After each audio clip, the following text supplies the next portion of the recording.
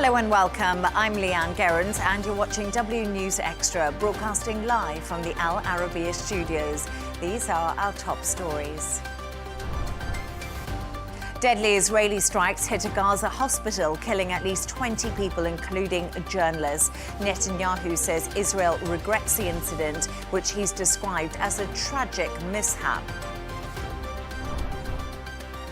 Meanwhile, protests over migrant housing turned tense across Britain this weekend. We'll discuss how the government is scrambling to resolve the issue. And Trump may sue California over redistricting as Democrats respond to efforts by Texas to redraw congressional lines.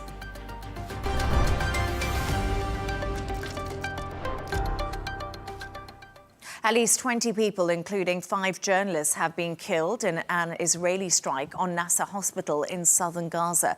That's according to Gaza's Civil Defense Agency. A Reuters cameraman, an Associated Press journalist and an Al Jazeera employee were among the victims. The Israeli military has confirmed carrying out the strike, and Prime Minister Benjamin Netanyahu said that Israel deeply regrets the incident, which he's described as a tragic mishap. To discuss this and all of today's stories, I'm joined by Managing Director of This Is Dubai, Michael Jabri-Pickett, and Dr. Eli Al Hindy, Chairperson of the Department of Security and Strategic Studies at the American University in the Emirates. Dr. Eli, let's start with you, because Israel has actually taken responsibility, but it's been clear that it doesn't target journalists. What do you make of Benjamin Netanyahu coming out so quickly and saying this was a mishap? Well, it seems that for once at least they had to, because it was caught on camera and things like that. But definitely I don't see that as any change of attitude, neither of the Israeli army, the IDF, nor of the government itself. I think the flow of the events, the military events, show us that they are still on their path towards complete occupation, towards a possible complete evacuation of the people, to simply make Gaza unlivable in a way or the other. And this is getting a lot of international anger in the way, but again, it remains to be seen how much that anger is actually turned into actions and how much effective it is. And meanwhile, also we've seen Netanyahu launch into attacks on in Yemen on the Houthis, which is again maybe a way of diverting the attention to things that are maybe more accepted by the international community in a way or the other. So yeah, unfortunately, more of the same. And more atrocities, if we may call them, and then the people, especially the civilians and the infrastructure, are paying the way one more time. Yeah, and it's a very difficult situation to watch unfolding in front of our eyes. And as Dr. Indeed. Eli did say, that, you know, we have heard from the international community. Emmanuel Macron from France says Israeli strikes on Gaza hospital are intolerable. We actually heard from Donald Trump earlier. He's also been speaking in the White House. Interesting what he was having to say, because he actually predicted ending the Gaza war within 3 weeks, which we have heard before, and he said that he deals with Netanyahu quite a bit, and he wasn't happy about the Israeli strike on the Gaza hospital. And Turkey also calls the hospital strikes attack on press freedom and another war crime. So we are getting this strong international pushback, and I don't know if it's all symbolic, Michael, or is this about real change now? Right now, it feels like there's a lot of symbolism going on. Yes, as we've all talked about, there are changes afoot within the rhetoric that governments around the world are announcing when it comes to criticizing Israel and some of their actions. But it still stops short. The bottom line is we want to help people in Gaza not starve to death. And that still isn't changing. When you do have governments that have come out and they've said they're going to acknowledge Palestinian statehood, that helps. When you have governments that are also very critical about making sure that they understand what's going on and they call Israel out for doing something illegal, Sure. That's a good thing. But you know, this war has gone on for close to 23 months now, and Israel has consistently hit, I won't say they've targeted, but they've hit hospitals, and they've killed nearly 200 journalists. How many times do you do that before you think something has to change? Now, he has said on this particular occasion that he regrets that, and that's nice. But I wonder if maybe, of course, it's far too little too late, but I also wonder if maybe he's recognizing that the international community is starting to turn against him, and he has to accept that there are certain concessions that he's going to have to concede. I think, again, what is a bit different, although it is less than what we need to stop the starvation and the killing in Gaza, but still what I think is a bit different is that this time it's not only the population, it's not only the leftist groups, it's not only the usual suspects who are complaining about what Israel is doing. Now it is governments, even historical allies to Israel like Australia, like the UK, like France. And now even Trump is starting to see, okay, this is maybe too much to keep protecting in that sense and keep supporting, because it's becoming a big PR fiasco in that sense.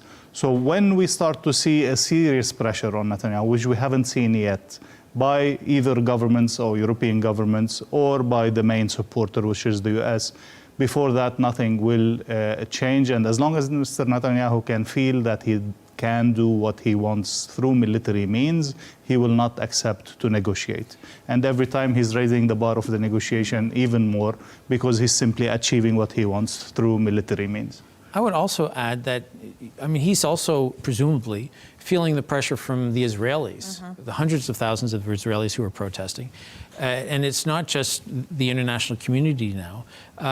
It is also interesting, to your point, you know, traditionally it would be other Arab countries that would be denouncing what Israel is doing. And while some of them will do that, and they have, more of the outrage is coming from unlikely supporters of the Palestinian cause. You know, with the West, as we talked about, you have Australia, you have France, England, the UK. These countries are all coming out and saying, you know, enough is enough. And that's where it's changed. But to my mind, you're still not helping the people who are doing the suffering the most. And the attempt in that sense to call all those who oppose what Israel is doing as anti-Semitic is no longer valid when you're speaking to people like the British Prime Minister, like the French President, like the Australian Prime Minister. These are clearly not anti-Semitic people, and these are not even anti-Israel people. These are against what's happening currently, and they're condemning what's happening currently. You cannot possibly accuse them, although we've seen the attempt to accuse France of anti-Semitism. Yes, and we have seen that attempt more than once. It's not just France. Earlier, and now it was Mr. Kushner also taking it. Yes, it's Mr. Kushner, and then earlier I spoke to Francesca Albanese, United Nations Special Rapporteur on occupied Palestinian territories. I asked her what she wants to send to the US and Israel in a message. Just take a listen. I've written 6 reports, and in all of them, almost all of them, I've reminded the ICC, which has dragged its feet substantively on the file of Palestine. Had the ICC investigated and prosecuted some of the ministers in Israel, we wouldn't have reached the abominable situation that we have faced as of October 2023. But the point is, I do believe, and it's not a case, that the sanctions against me came after my report, which puts under scrutiny the economy of the occupation, in which many private actors, banks, pension funds, investment funds, universities and arms manufacturers and other businesses have contributed to support the occupation, and in the last 2 years to become an economy of genocide. And this is why I think that the sanctions have been put against me, because I was already put on notice by the US administration in May for my work, which apparently constituted a threat to the global economy. So we have Francesca there clearly speaking out about the Israeli economy benefiting in many ways from the situation that we are in. But my big question, we spoke about anti-Semitism before, but I think the conversation is entering the zeitgeist now. And I don't know what both of you think about this, but you can condemn what the Israeli government is doing without being anti-Semitic. And I think this is the conversation a lot of people and governments are battling to have at the moment. I think, if I may, I think that when you have American Jews who are traditionally the strongest supporters of Israel, when you have American Jews standing up saying that I am against this Israeli government and I am comfortable with people criticizing Israel and that not necessarily meaning that you're anti-Semitic, that's when I think, to your point, it's entered the zeitgeist. And things have changed, and that is starting to pick up steam. And it goes against everything that the Prime Minister of Israel has been trying to do for so long when he talks about any criticism of Israel is right away, that person is accused of being an anti-Semite. But we realize that that's not the case, especially when you have hundreds of thousands of Israelis protesting the government's position on the ending of this war, for instance. And even further, if we go into the distinction, as we were speaking before, like criticizing Israel or criticizing Netanyahu's government. Unfortunately, as you said also, that there's no clear face for an Israeli for peace leadership. It's not anywhere to be seen. Unfortunately, it's becoming more and more radicalized, more and more right-wing. The left is not there, the center is not there anymore.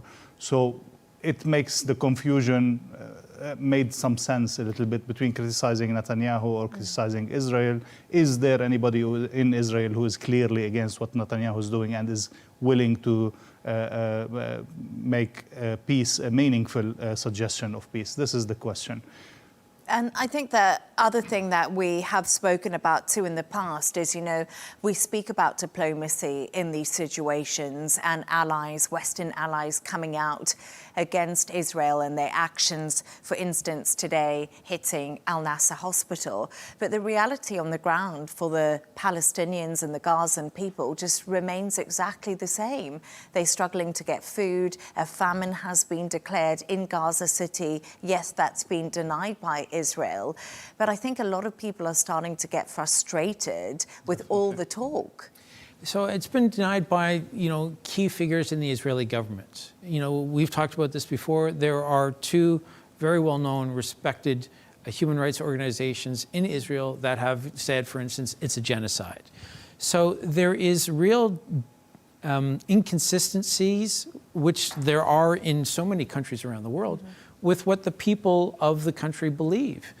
But what's failing, I think, the Israeli government now is that the narrative that the Prime Minister has tried to put out for decades, that, when he would talk about the Palestinians, he would say that we don't have a true peace partner.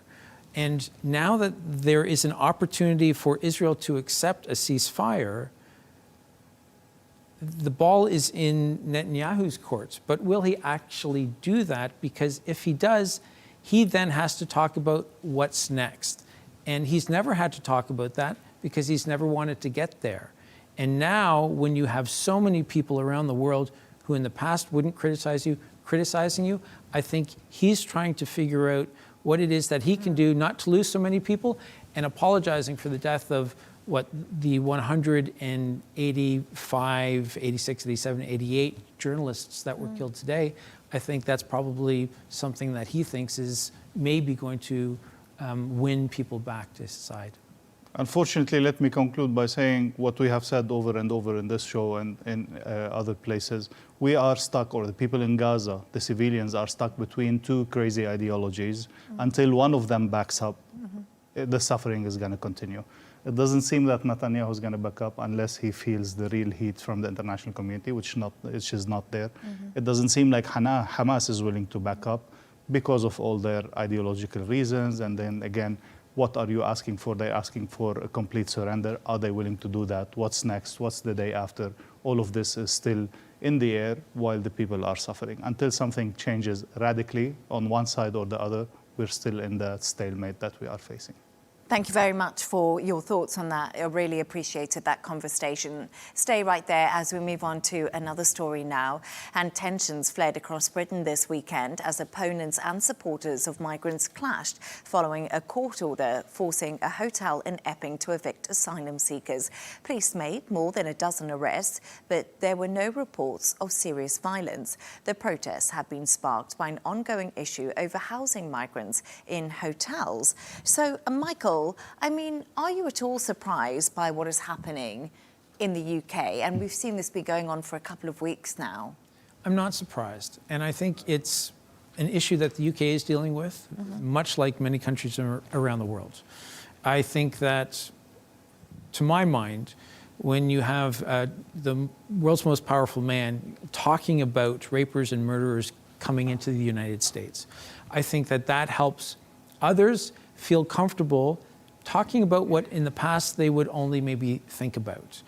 And when you see ICE agents on the streets of various American cities arresting migrants and then deporting them, sometimes not back to their home country, I think that that starts to embolden people around the world to feel maybe this is an issue that we're dealing with as well in our country. So I find that interesting because a lot of people will be listening to this and thinking, if America coughs, the rest of the world get a cold. You know, we've heard that phrase more and more since Donald Trump did take office for his second term.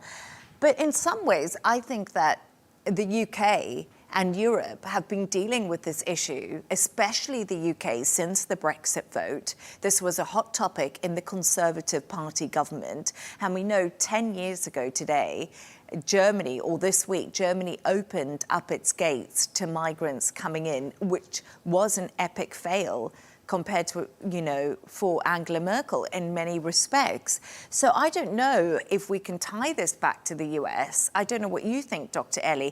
Yes, it is a right-wing movement, if you want to put it into that context, but at the same time, this is nothing new. And people in the UK are absolutely frustrated with the situation. Definitely Trump's policies and the way he does things is flaring all things up and putting oil on the fire in that sense. But we definitely know that Europe has been challenged with this issue for at least 10 to 20 years in the past. And it has been exacerbated by the Syrian refugees flow, by the Libyan crisis and the flow of refugees from Africa through the boats, through the Mediterranean, all the death toll, all of that. So it's been a discussion for more than 10 years now. And I think it is really, I don't want to say an existential, but a key issue in European politics altogether. How much do we open the door, and when is it too much? And then how does that reflect on the identity of Europe per se and the identity of the individual countries? And we have seen people all over the world throughout history asking themselves these questions. And now it's the turn of the different European countries. We've seen the AfD growth in Germany. We've seen the Le Pen party rise in France. We've seen different parties across different countries in Europe saying, no, this is too much. We've opened the doors too much. We can't even recognize our countries anymore. This has changed who we are. And this is not only something. And I think also it's important to distinguish what kind of people are we talking about. Putting everybody in a lump sum and saying we are against everyone who does not resemble like us, this is xenophobia, this is problematic, this is racism, put it whichever way you want. But saying our economy cannot handle, our finances cannot handle, our identity needs to be preserved, I think these are legitimate goals that some people take to the core of their political, let's say, choices. And I would agree with that, because I think in the UK, there's definitely the feeling that, you know, we need legal migrants to come into the country to do a lot of the jobs. It's a service-based industry over in the UK, much like America. But earlier, I did actually speak to a former Conservative MP, Tobias Alwood, and he told me why the Labour government just cannot get a grip of this particular situation. The scale of this doesn't seem to go away. Each year we have tens of thousands of asylum seekers arriving illegally on these shores, and the processing alone takes over a year for each individual. And these individuals need to be housed somewhere. And so the plan that started under the last government was to place them in hotels, in towns and cities, including here in Bournemouth, right across the country. And ultimately, everybody's asking, well, how long can this go on? How long can we keep taking more and more asylum seekers without actually deporting any or returning any because they aren't allowed here? And that is a dilemma that we face. It isn't, I should say, just in this country. It's right across Europe at the moment, and it's only likely to get worse as insecurity, instability grows in the Middle East and elsewhere, and more people flee very, very desperate situations. So, Dr. Eli, basically what you were saying in many respects, but also he highlighted there that this is bigger than any political party right now, Michael, you know, even bigger than what they're dealing with in the US. It's something they've been trying to get a grip of. Yeah, so he makes a valid point that it is a big issue beyond political parties. But there's something that's happening now, and I'm going to double down on my point about it coming from Donald Trump. And the reason why is because it's what people see consistently on their phone through social media. And people, I think, feel much more emboldened to speak out now, which is why the demonstrations are happening now, to speak out about something that they don't agree with when it comes to immigration. It is one of those issues that inspires people either to lean to the left or lean to the right. You are usually not neutral when it comes to immigration, especially when, in this incident, as we get back to the UK, you know, you had one of the residents allegedly kissing a 14-year-old girl. Now that's part of the whole Trump narrative about rapers entering the country. And I think moments and stories like that will spark protests and demonstrations against people who are finally able to put a face to what they see as a real problem in their country. I guess the biggest threat that we're seeing in the UK today, but also it's normal to see this, is people, again, generalizing, stereotyping, and putting all the mistakes that they see in their country on the migrants. So the economy is failing because of the migrants. The medical situation is not good because of the migrants, et cetera, et cetera. And this is a normal reaction of the people, especially those who don't know better, especially those who are fed by social media stories like such, especially those who are comparing the US to UK, etc. What can be done? First, the government needs to take the discourse into its own hands. But then the problem is, in the UK, this is what's not happening, because right now it's a recess, so it's a holiday within our parliament. So the Prime Minister is essentially on leave. So is, you know, the governing party, Labour, the Conservatives, everyone is away. And this is, I think, fueling it, this vacuum in leadership. There's no leadership, and that's how it feels. And then people like Nigel Farage from the Reform Party are capitalising on the failures of who's in government. As long as the government does not take charge of the issue, we will see it escalating more and more. But then we have to remind ourselves, as your guest said, this is an overarching issue that has been for so many years with so many different governments. We cannot blame it on the current recess, but on the fact that the British government did not take a clear policy on how to deal with the issue, how to distinguish between a migrant worker, between a refugee and an asylum seeker. What makes an asylum seeker? Anyone who's not happy in his country? Anyone where his country has some troubles? Then all of Africa will be in the UK the next year. Where do you draw the line? What kind of scientific measures do you put on who deserves asylum seeking? And then, of course, to speed up the process of how long does it take, how much does it cost, et cetera, et cetera. Yeah, it's a really difficult situation, and I think you both make good points when it comes to that story. But once again, it just seems bigger than any political party, and it's been decades and decades that this has been happening. Thank you so much for your thoughts on that. Let's move on now. And engineers have begun to survey an area in northeastern India for a new water storage facility meant to counter China's attempts to control local waterways. But the Aldi community say the project could upend their traditional way of life, and they're not going down without a fight. Camille Nedelec has more. The villagers don't much care that they're at the centre of a geopolitical tussle between India and China. They just want outsiders, even fellow Indians, to keep out. The prospect of a nearby dam has caused outrage. We're not afraid. We'll die for our land if necessary. When India's hydropower company NHPC moved equipment to the possible dam site in northeast India, villagers vandalized it and destroyed a nearby bridge.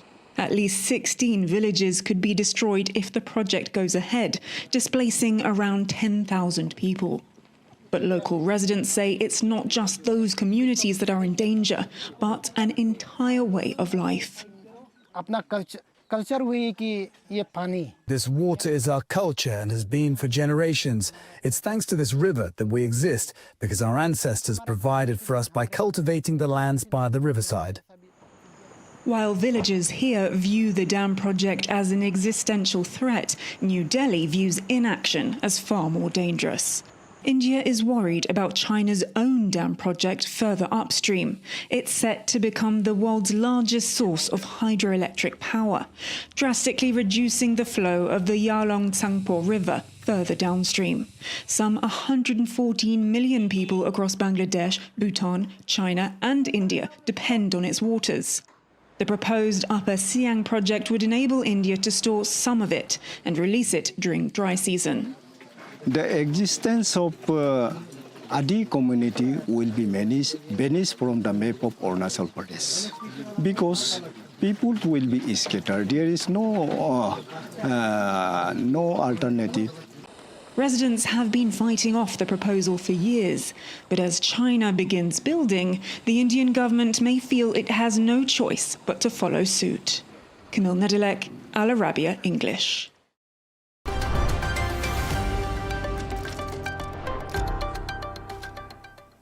Now, Republicans are pushing ahead with redistricting in Texas, aiming to redraw congressional lines and boost their chances in next year's midterms. While Democrats in California are fighting back with their very own plan. Texas could see up to 5 new GOP-leaning seats, and similar battles do loom in Florida and also beyond. Amid the tight political fight, President Trump is also planning to deploy National Guard troops to Democratic-run cities like Chicago, sparking criticism from state leaders who call it an abuse of power. Michael, let's start with you. There was a lot of information in my introduction there, but this is quite confusing, but there's a lot going on. So what's your take on all of this, and why is the redrawing of a map essentially happening and causing so much outrage? So Donald Trump's been elected for 4 years. What he wants to make sure is that he has the same mandate in the second half of that 4-year period as he does currently. In November 2026 is the midterms. There are certainly Democrats who would like to think that maybe because some of Donald Trump's policies might not be so popular, that they would perhaps vote for Democrats in the House and in the Senate. What Donald Trump wants to do is he's going to one of the biggest Republican states, Texas, which is also one of the biggest states, and he's saying to the governor, Governor Abbott, I want 5 more Republican seats. So traditionally, and this is the big issue, traditionally what will happen is at the end of each decade, after a census in the states, there will be redistricting, right? Everybody does that. That happens all the time. What's happening this time, however, is that it's happening mid-decade, and that's what is offending and bothering Gavin Newsom in California. But everything offends and bothers Gavin Newsom. So, again, I've said this to you once before, I'm not going to editorialize with Gavin Newsom, but he does make a valid point that if the Democrats are essentially going to break what is in politics an unwritten rule, then he's not going to do the same thing. He actually has to go to the people, hold a referendum, and ask if the residents of California want to go down that road. So what I find interesting, and when I was looking at the story, Dr. Eli, Trump's doing absolutely nothing illegal. It's pretty normal. What's the big deal? We see lots of countries do this all the time, the redrawing of the boundaries. I think a lot of people be thinking, so what? Yeah, let's go a step back and say that the electoral law is, we call it the mother of all laws, because it creates the parliament, and then the parliament creates all other laws. So the way you shape the electoral law, the way you shape the districts, you are almost influencing the results of the election in one way or the other. And it's been a constant throughout history, throughout democracies, that the party in power would use what we call electoral engineering or gerrymandering in order, there's a science now behind it, how to maximize your capability to stay in power. It's been done throughout, it's not illegal. The only challenge is, as Michael was saying, that it is being done in the middle of the decade and challenging specifically, let's say, stating what is the objective. So we want 5 more seats in that sense, while everybody who was in power have done it before to maximize, maybe without bragging about it and without saying it like Trump does. I was thinking about that because I was thinking, surely we've seen this happen before in a mid-cycle, but it's all been happening sort of, you know, through the back channels. Because Donald Trump, he just says what he thinks, and that's one of the reasons many people love him or may hate him, you know, is what's on his mind, is what he thinks. But also, if we think about California, the Democrats have redrawn the lines there so many times before, and now basically J.D. Vance has come out and said, well, it's only fair for us to do it. Yes, but again, in 2019, the Supreme Court ruled that it's up to the state legislatures, so they're not breaking the law. But it's maybe it's not even a written rule. It seems as though there's a gentleman's agreement that we do it at the end of the decade, and this is after the census. And you now have data from the census, so you can go forward and enact the science and use it to your advantage. Absolutely. But what Donald Trump, the brilliance of Donald Trump, is that he will look at an issue, and maybe he has advisors who are also making these suggestions, I'm sure he does, but he will look at an issue and decide that he wants to do that because there is no law that clearly states that that can't be done. But 2 wrongs don't make a right, do they? Because Donald Trump's saying the Republicans want to do this over in Texas, you know, to get the 5 more extra seats so they can hold the Senate, hold Congress, you know, in the midterm elections. And then Gavin Newsom is just ploughing so much money into it to saying, well, we're going to do the same thing in California. So he's essentially breaking the law too. So it just seems to be like 2 heavyweights, someone who wants to become the president, someone who is the president, and it's all like sort of playground, theatrical. It's all about the theatre here. But I would say he's not, sorry to, I would say he's not breaking the law. He's following California law, which is you have to ask the people. Also, in the referendum... But he's doing it mid-cycle, so he is. No, he's not. He's asking them, and they decide. If they say no, then he won't do it. But he has to choose to put that on the ballot box. Yeah, absolutely. But he's saying, these are the issues that I think are important. You decide. He's not the one that's doing it. That's not up from his ethics and his political morals. That's because the California law says he needs to go to a referendum. Because we have to remember that in the United States, even in the federal elections, every state has its own rules and regulations. Some states need to go back to a public referendum. Some states, they cannot simply change because it's in the Constitution, they cannot change the districts. In some places, the Senate can do it, like in Texas. So in Texas, it was a Senate vote that accepted the change of the districts. But this also tells us 2 wrongs do not make a right, but it is a more and more divided American society with metropoles, with big cities being extremely more Democrats, and rural areas and the Middle West and all of the majority of the states are becoming more red. And when you are doing this, you are dividing the people even more. So even within Texas, now we have 3 blue dots with the 3 big cities, and all the rest of Texas is red. So it is definitely dividing the American society further, and this is going to be a problem with the next election. But then this is what got Trump to the White House. Why would he stop doing it? So I would say the other thing that I would add, sounds like I'm defending Gavin Newsom for everything, and I apologize for that. But also part of the question that he's asking is that everything would revert back to the way it was, so that it's not as though these redistricting changes would carry on until the next time. So he's trying to confine his ask of the voters to just the issue of Donald Trump's time in power? I feel like this is a conversation we could talk about for a lot longer because it's really interesting. Maybe one more thing to point out, before we move on, is that, yes, definitely Governor Newsom has been the key figure in the Democratic Party, but then we have to note that under his leadership and the previous Democratic leadership, people have been leaving California. It has been becoming a much more difficult place where people are escaping from and going towards Texas and Florida, and thus they are losing seats in the House of Parliament due to the fact that the census distributes the seats based on the number of population. So this is also another thing to say, that people are being not only divided, but they are choosing where they want to live, and they are moving to an area that resembles them more, and this is also a big challenge.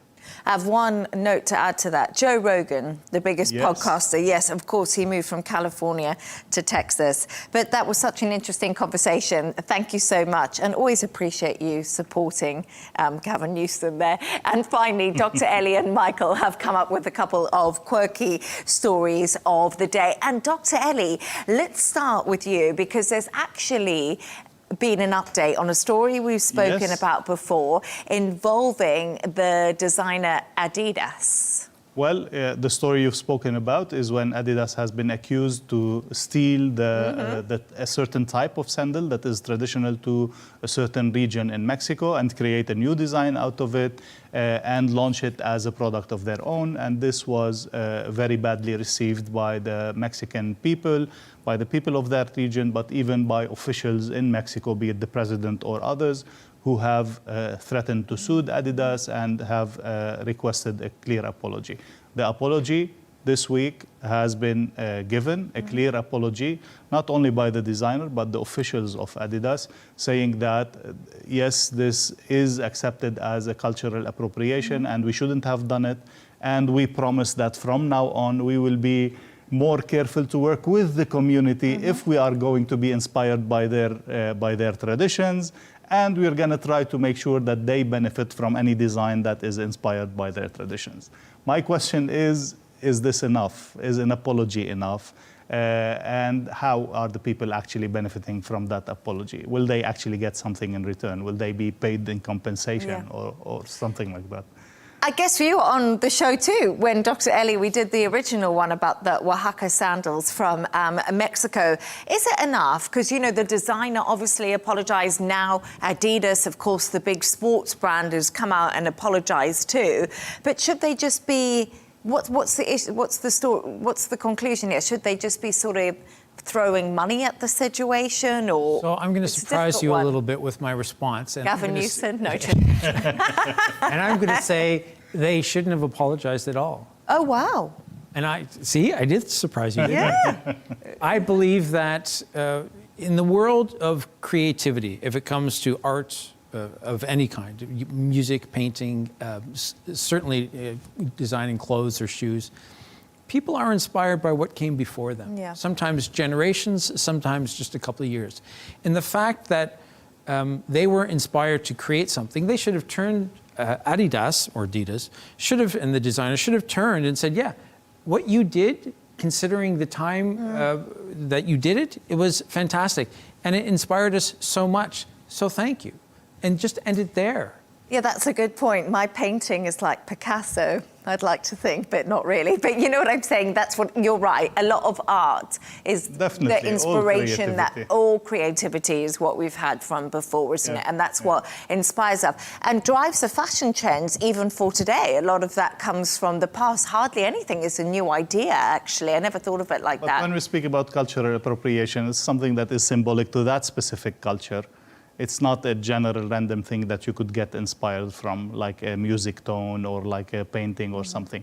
You're taking something that is symbolic to them, to their culture, that they have used it, that they have identified with it, and you made it, you marketized it, how do you call it? You made it as a product, and you are making money out of it. Yeah, so this is, I think, where the issue is. But I still don't see the problem with that. I mean, that is how ideas are spread around the world. People see something, they are inspired, and then they create something based off of that. It could be, I mean, but again, recognition maybe could have been enough instead of an apology, a recognition. And even better is for these multinational companies to actually be considerate of the communities and work with the communities for the benefit of communities, be it corporate social responsibility, be it respect for the culture, whatever. They need to make themselves more accepted and more welcomed in communities, especially if they're going to use their cultural traditions. I don't know if sandals stand up to cultural traditions, but I mean, something of the sort. But yeah, I completely see your point. I see both of your points. A really interesting conversation. And Michael, we're going to move on to yours now, because yours is actually hilarious. And I wonder if a lot of people would have ever thought that they would be discussing this in their wildest dreams. But apparently there's something that can help us with road rage. Tell us more.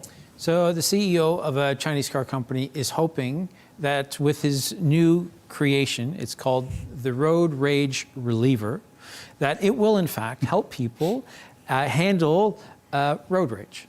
I think we've all experienced it. Either we've seen it or we've experienced it firsthand, or we're the ones that are in fact doing the yelling and screaming. But instead of flipping off the bird to somebody or throwing something at a car, what they are suggesting is that you have your steering wheel customized with at least one button. And what happens is, because your windshield has also been designed in a certain way, when you press a button, if you feel you've been offended on the road, you can then make sure that an emoji shoots out from your car, and on your windscreen, it appears as though the wrongdoing vehicle has been hit by whatever it is you decide you're going to throw. The thinking is that this will actually help you feel as though you have done something to punish the driver who you feel wronged you. Okay. Wow. I love the idea. I don't think it will calm my rage. Do you think one, it will calm your rage, and two, do you think it's actually safe? Because imagine you're driving along and someone's firing off a frog emoji at you or something. I'd be completely distracted. Well, definitely, I think there's the issue of safety, especially it's on taking over your screen or your visibility. But definitely, you need to do something about road rage. It's becoming worse and worse, including myself. I know myself.